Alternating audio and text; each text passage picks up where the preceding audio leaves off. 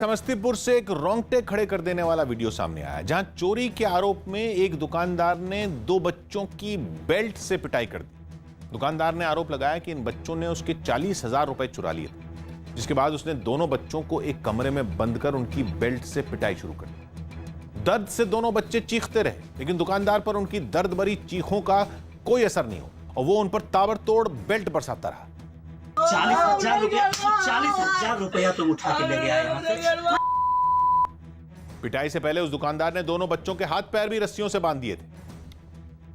खूब कान रहा था तो हम उसको बोले जैसे क्या हुआ, तो जैसे दुकान वाला ने बोले जैसे हमको बांध के जैसे मारा। वीडियो सामने आने के बाद पुलिस अब इस पूरे मामले की जांच में जुट गई। मुख्यमंत्री के चंद्रशेखर राव की बेटी और टीआरएस के एमएलसी के कविता की अगुवाई में तेलंगाना के 3200 हनुमान मंदिरों में आज से लगातार 80 दिनों तक हनुमान चालीसा के पाठ का कार्यक्रम शुरू किया जा रहा है। इसके सीधे प्रसारण की भी व्यवस्था की गई है। इतना ही नहीं, 6 करोड़ बार जय श्री राम लिखने के अभियान की भी शुरुआत की जा रही है। तो वहीं हनुमान चालीसा पाठ की शुरुआत जगतियाल जिले में मौजूद प्रसिद्ध कोंडागट्टू के प्राचीन मंदिर से की जाएगी। दिल्ली के पास उत्तर प्रदेश के नोएडा से डरा देने वाला एक वीडियो सामने आया। वहां ईस्टर्न पेरिफेरल एक्सप्रेसवे पर कुछ बदमाशों ने टोल प्लाजा के कर्मचारी की जमकर पिटाई की दी, जो कि सामने आई सीसीटीवी फुटेज में भी साफ दिखा। कुछ बदमाश डंडे लेकर वहां पहुंचे और टोल प्लाजा पर जमकर तोड़फोड़ की और इसके साथ ही वो लोग वहां मौजूद टोल कर्मचारी को पीटते हुए भी नजर आए। ऐसे में वो टोल कर्मचारी लगातार खुद को बचाने की कोशिश में जुटा रहा। उसने अपने बचाव में कुर्सी उठा ली, लेकिन बदमाश उस पर हमला करते रहे।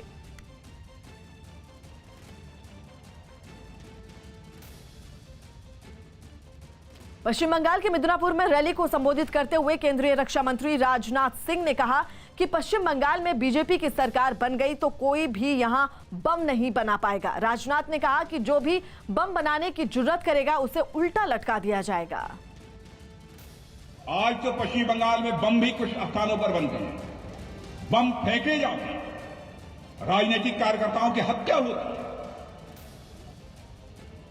लेकिन जिस दिन सरकार बना देंगे उसके दूसरे दिन से हम देखेंगे किसने अपने मां का दूध पिया है जो बंगाल की धरती पर बम बना सके और लोगों के ऊपर बम फेंक सके।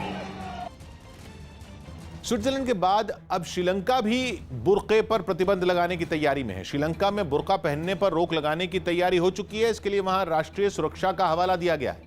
श्रीलंका की कैबिनेट में इससे जुड़ा एक बिल पेश किया गया है, जिसके कैबिनेट से पास होने के बाद वहां की संसद इस पर कानून बना सकती है। और अगर ऐसा हुआ तो श्रीलंका दक्षिण एशिया में बुर्के पर बैन लगाने वाला पहला देश हो जाएगा, जिसके पीछे यह दलील है कि बुर्के का चलन श्रीलंका में कभी रहा ही नहीं है। यही नहीं, श्रीलंका की सरकार वहां 1000 मदरसों को बंद करने की भी तैयारी कर रही है। कैबिनेट में बिल पेश करने वाले मंत्री ने दलील दी कि ये मदरसे श्रीलंका की राष्ट्रीय शिक्षा नीति की धज्जियां उड़ा रहे हैं। इससे पहले श्रीलंका ने साल 2019 में हुए आतंकी हमले के बाद भी बुर्का पहनने पर कुछ वक्त के लिए रोक लगा दी थी। इन आतंकी हमलों में 250 से ज्यादा लोगों की मौत हो गई थी, जबकि कई लोग घायल हुए थे। लेकिन श्रीलंका सरकार के इस कदम का भारत में भी विरोध शुरू हो गया। समाजवादी पार्टी के नेता अबू आजमी ने इसे नफरत की राजनीति ठहरा दिया। क्या उस बुर्का पहनने से कोई आतंकवाद बढ़ रहा है? ये सब सिर्फ नफरत, वेस्टर्न कल्चर को आम करने के लिए, अपनी मार्केट बढ़ाने के लिए ये सब चीजें हो रही हैं। उधर विश्व हिंदू परिषद ने श्रीलंका सरकार के इस फैसले का खुलकर समर्थन किया और संयुक्त राष्ट्र से भी ऐसा ही फैसला करने की अपील कर डाली। विश्व के अनेक देश पहले भी निर्णय ले चुके हैं, लेकिन गंभीरता से संपूर्ण विश्व को, और मैं तो कहूँगा कि यूएन सिक्योरिटी काउंसिल को भी इस बारे में गंभीरता से विचार करना चाहिए। रायपुर के शहीद वीर नारायण स्टेडियम में खेली जा रही रोड सेफ्टी वर्ल्ड सीरीज के आखिरी लीग मैच में वेस्ट इंडीज लेजेंड्स ने इंग्लैंड लेजेंड्स को 5 विकेट से हरा दिया। टॉस जीतकर वेस्ट इंडीज ने पहले गेंदबाजी करने का फैसला किया और इंग्लैंड की टीम ने 20 ओवर में 186 रन बनाए। मैच जीतने के लिए वेस्ट इंडीज के सामने 187 रनों का लक्ष्य रखा गया। हालांकि बड़े स्कोर का पीछा करते हुए भी वेस्ट इंडीज ने घुटने नहीं टेके और सलामी बल्लेबाजों ने पारी की आक्रामक शुरुआत की और 5 विकेट से मैच में जीत हासिल कर ली। मैच में एक वक्त ऐसा भी आया जब सुपर ओवर की ओर जाता हुआ दिख रहा था, लेकिन वेस्ट इंडीज टीम के बल्लेबाजों ने बखूबी मैच अपने खाते में कर लिया और अब आज भारत और वेस्टइंडीज के बीच पहला सेमीफाइनल मुकाबला खेला जाएगा। म्यांमार में हुए तख्ता पलट के खिलाफ चीन ने आज तक खुलकर आवाज नहीं उठाई, लेकिन अब जब वहां सेना के खिलाफ सुलगी आग की आंच उस तक आई तो वो म्यांमार से सुरक्षा मांगने लगे। 2 दिन पहले यांगोन में सेना ने प्रदर्शनकारियों के साथ खूनी होली खेली थी और उसी दिन वहां चलने वाली चीनी कारोबारियों की 5 फैक्ट्रियों को फूंक दिया गया था, जिनमें एक फैक्ट्री से आई तस्वीरों में आग का विकराल रूप दिखाई दिया। आग इतनी बड़ी थी कि रात के घुप अंधेरे में भी उसकी रोशनी से पूरा इलाका चौंधिया गया। दमकल कर्मी आग पर पानी की बौछार करते तो दिखे, लेकिन आग पर उसका कोई असर होता नजर नहीं आया।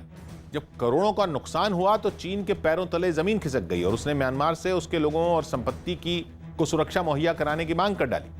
इसके बाद तो म्यांमार की सेना ऐसे एक्शन में आई कि उसने अपने जवानों की भरी पूरी टुकड़ी मैदान में उतार दी। नतीजा यह हुआ कि एक तस्वीर में सड़क पर सेना के ट्रकों की कई मीटर लंबी कतार लगी नजर आई। सभी ट्रक यांगोन के इस इंडस्ट्रियल एरिया की तरफ भागते नजर आए जहां आग लगी। इन तस्वीरों में मीलों दूर से ही आसमान में आग का घना काला धुआं उठता भी नजर आया। असम में 3 चुनावी जनसभाओं